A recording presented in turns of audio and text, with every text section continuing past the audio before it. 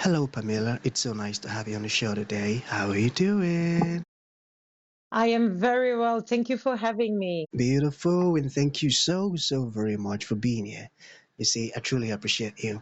And you see, Pamela, oftentimes I love to thank my guest for two things. And I do this so often to the point where it has become my anthem. So, firstly, Pamela, I want to say thank you so very much for investing in yourself. You see, you are on this platform right now because you did invest that in yourself. Oftentimes, Pamela, I love to make reference to the amazing mango tree.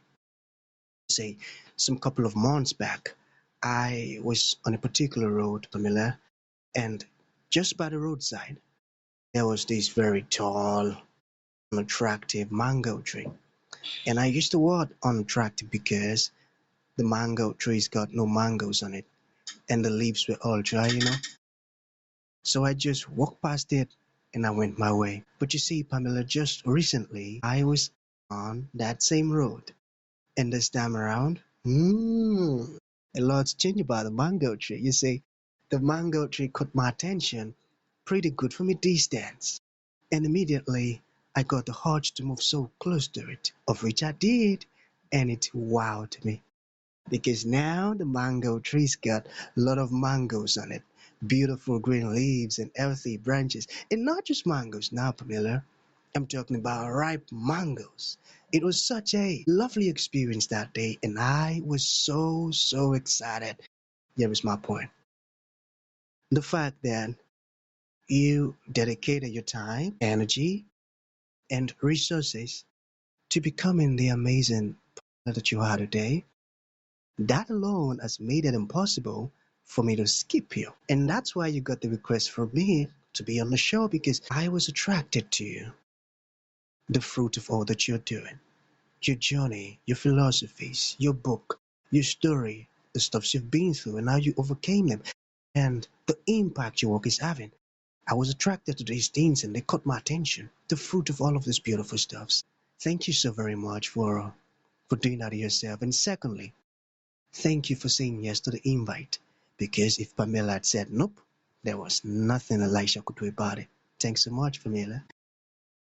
Well, it's a blessing, and I really believe that there is a time and there is a moment where paths have to cross.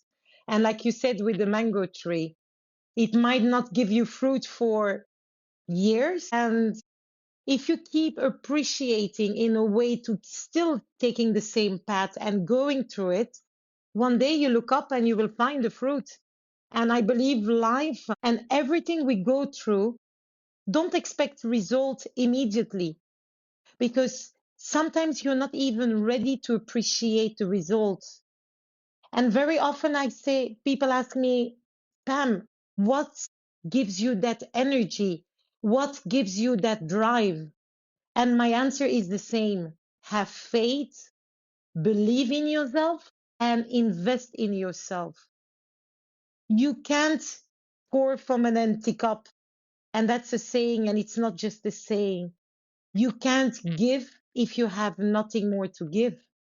So you have to first take care of yourself, be able to actually giving more to your community, to the people around you. And first of all, you are the vessel. You are the tree. And the tree can only give fruit if the tree is healthy. That's so true. Look at how beautifully you broke that down. We are the tree, and the tree can only give out fruit if it is healthy. I got that, and that's a beautiful one. Thank you for sharing that. So, let's get started. You see, I am quite excited to have you on the show today, Pamela, for some reasons. Firstly, my interest in knowledge seeking. I believe in order for one to transition from a terrible situation to that of a beautiful one, Pamela, I believe it takes the application of knowledge, quality information, and not just knowledge alone, but the application of it. And you see, my amazing Pamela, ever since I discovered that light in the Hebrew means knowledge and darkness, ignorance, I've been so keen to knowledge seeking. Why? Because I do not want to remain in the dark. So that's going to make our conversation today very important to me and even to the listeners. And the second reason why I'm excited to have the incredible Pamela on the show is for the sake of the audience. You see, Pamela, we live in an age where information is as abundant as grains of sand. We've got lots of informations flying out there. So those folks trust me for quality, eye-opening, and very important information, of which I am totally convinced, Pamela, that our conversation is going to be insightful and impactful. So, for that reason, Pamela, let's get started with your introduction. Talk to us about your personal or your professional journey, because right now we are so curious. We want to know how Pamela got here. Then, afterwards, I've gotten some beautiful questions for you. Okay, Pamela, over to you. Well, my name is Pamela. I was born in Congo. My mother Congolese. So my mother was black and my father white. It started already like this. Back in the Congo, they called me the white child. At age of 7, when the tension between Hutsi and Tutsi started, my mother, out of desperation, sent me to Belgium, hoping for me to have a better life to my uncle and aunt on my father's side. So imagine growing up from 0 to 7 in Congo and then arriving in Belgium. That's for the first time you see snow in your life, and where the culture, the weather, everything was different, even the smell of the air. I remember stepping out and for the first time seeing snow and looking up and thinking, God bless me, everything will be okay. But deep in me, even as a child, I felt something wasn't right. Because very often our body knows when something is wrong before even our minds can put words to it. Mm, mm, As a child, my mother said, Pamela, especially in African culture, I mean, in many culture, you're the oldest child, you have the responsibility, you have to behave and be good so I can come over with your sister and your brother. So I did everything that was asked for me. I start facing racism, abuse, because in Africa, the racism was different. I was the different child, even though sometimes I felt I was different. But in Belgium, incurring racism from your own family, especially being removed from your mother, everything that is familiar to you, it was very hard. Yet I did not give up. Something in me was actually awakening, a drive, call it believe, but it's something that you have it and you can build it because you do not want to stay in the situation or the moments you are actually facing. And at age of 8, I became the caretaker of my brother and my sister who came after. My mom's still not there. Then she separated from my father. I became the caretaker, and bit by bit, the abuse increased. At age of 12, I took my uncle and my aunt to court.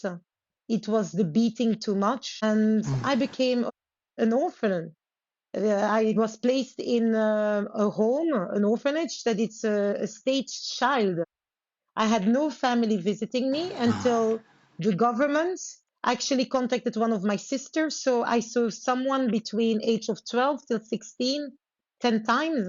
And that was my older sister, the first child of my father. And bit by bit, I started fighting. The willpower was growing into me. I had something like, I will never be like them, call it wrong or right. But I did not want to repeat the same because in the end of the day, by writing my book, I realized that this was a generational trauma. The aunt that actually was very abusive towards me came also from a very abusive childhood. And very often people repeat what they see. If you have parents that are very loving, the chance that you will be very loving will be very high. If you have parents that are very aggressive, you will normalize aggressive behavior. And it takes a lot of strength and also believe, because without belief, we are no one. Whatever you believe in, that is Christian, Muslim, Hindu, we are all human, and it's all about humanity.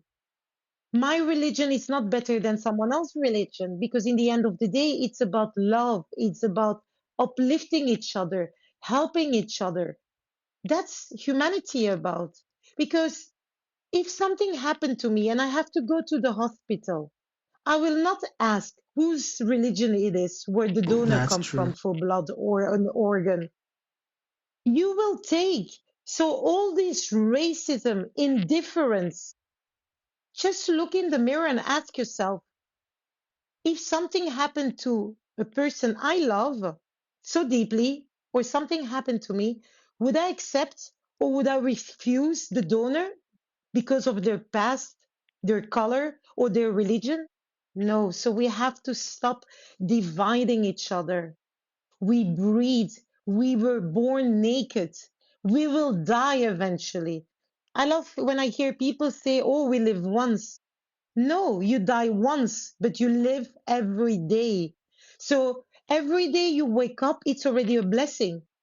And even if yesterday wasn't perfect, maybe today would not be perfect, but you will work towards what is perfect for you, because what is perfect for you might not be perfect for me. And there is no level of how we compare our pain. An experience, a very loving family for one person can also be very traumatic, because they expect the world to be very kind and loving. So imagine that person protected by their parents, being loved, and then thrown into the world where there is conflict and tension.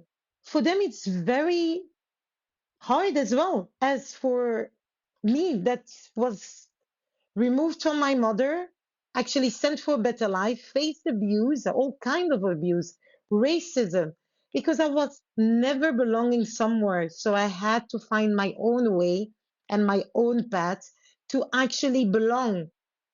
Because I belong, I was born for a reason. And now the why I wrote the book is to show people, wherever you come from, that shouldn't determine where you have to go. Only you can put that limits. Only you can limit yourself. And that's self belief. Even if every day you write 5 little notes for yourself, 5 nice things.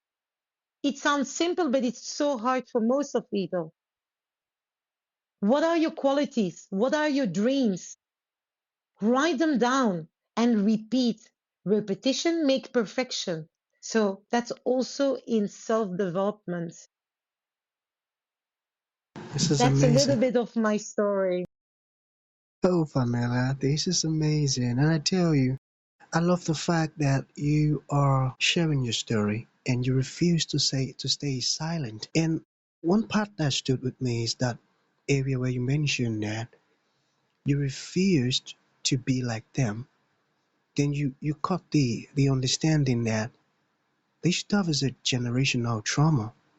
They're acting that way because that was how they were treated. And the fact that you could even understand that, that's amazing.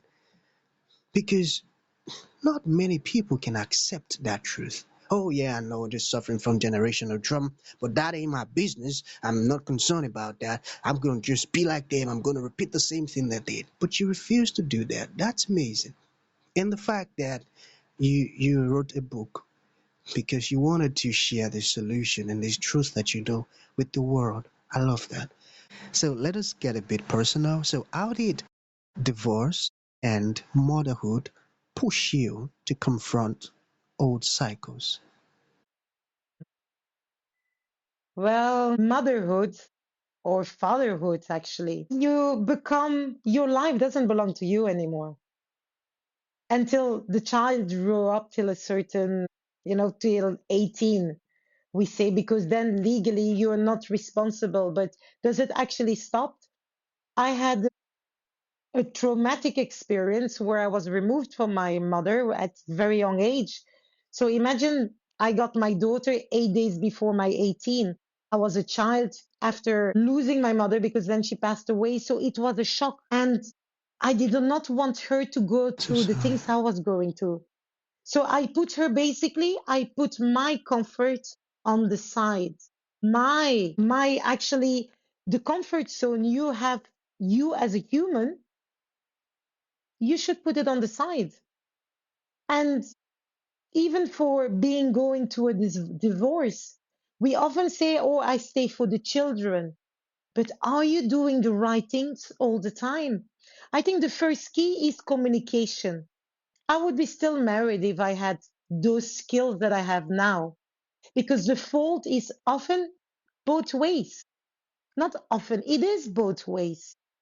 I always say now, if you don't have boundaries, how do you want others to respect your boundaries?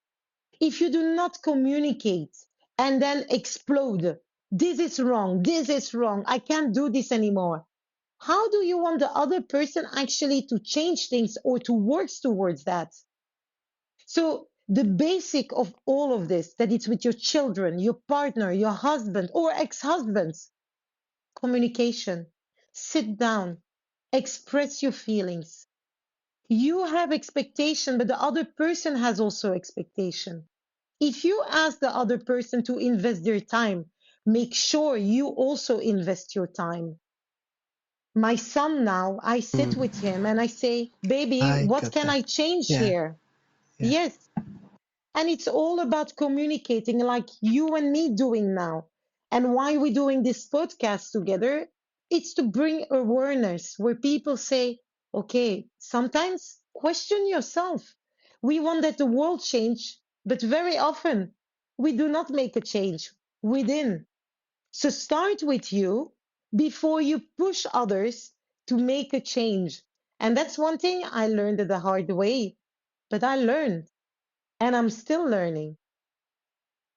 Start with you before you push others to make a change. In other words, firstly become the change you cannot find around. Then when others see that, they might want to be like that. I got that. And I've got a clap for you for that. I That's clapping for you. amazing. Okay, so one more to go. Now, this says, what do you want readers to awaken to by the final page? Do you get that question? Yes, I do get that question. This is the volume one. When you close my book, I don't need an applause. I want you to work what you, because we all have pain. We all have worries and we all have a past. Earn your past. So like this, no one can make you feel ashamed or less. Own your past. Your past is there to teach you, not to judge you. It's you that judge yourself from your past. Own your past, be true to yourself, and change start within. Don't forget that. You can't expect the world to change if you do not make a change with yourself. You can have expectation towards others, but then you basically hoping and playing poker or gambling. Time is precious. Use it to move forward. The past, it's in the past, it's gone. But what you can work on, what is going to happen tomorrow. You cannot change certain things, but you can change your perspective that you have about life and events happening. I got that. And that's so true. So to bring this to an end, Pamela, what would you like to leave the audience with, like a final thought?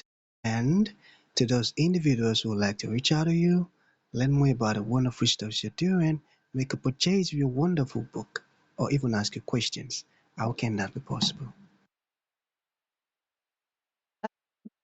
First of all, I would say what I want to leave here is love you. You worthy. Even if it's little things, sometimes praise your little victories so you can enjoy the big victories. Sometimes it's getting out of your bed. Other times it's to go to work and putting food on the table. Praise it and feel blessed. You're healthy. If you have health issues, keep fighting. Because if you give up, that's the end. Live every day. You don't live once, you live every day. Remember that. And I am on social media, Instagram. You can contact me on Mundele Diaries, like the title of my book. And we've been compared all our lives towards others. And here you see my face and part, those are my origins. Stop wearing the mask people ask you to wear to just fit in. You are enough. You don't need to fit in. You are already here. Your place is here already. Don't show people just to be loved by them. If people can't love you for who you are, they are not worth the love if you have to prove them. That's exhausting. Just be you. The right people will come towards you because you will have the space and the time for it. But when you have to force people into your life, it's never good. Never. That it's love, friendship, whatever you do. Even your work, if you go like, now I have to force myself. You have days, of course, but do what you love. Do it with passion. And then success will follow. Do what you love, do it with passion, then success follows. I got that. So that's gonna be the okay. Can you say your website once again or your Instagram handles once again? So that's gonna be the end of the show, Pamela. Thank you for coming and thank you for sharing this wonderful stuff with us. It means a whole lot. Thank you. Thank you for having me. Blessings.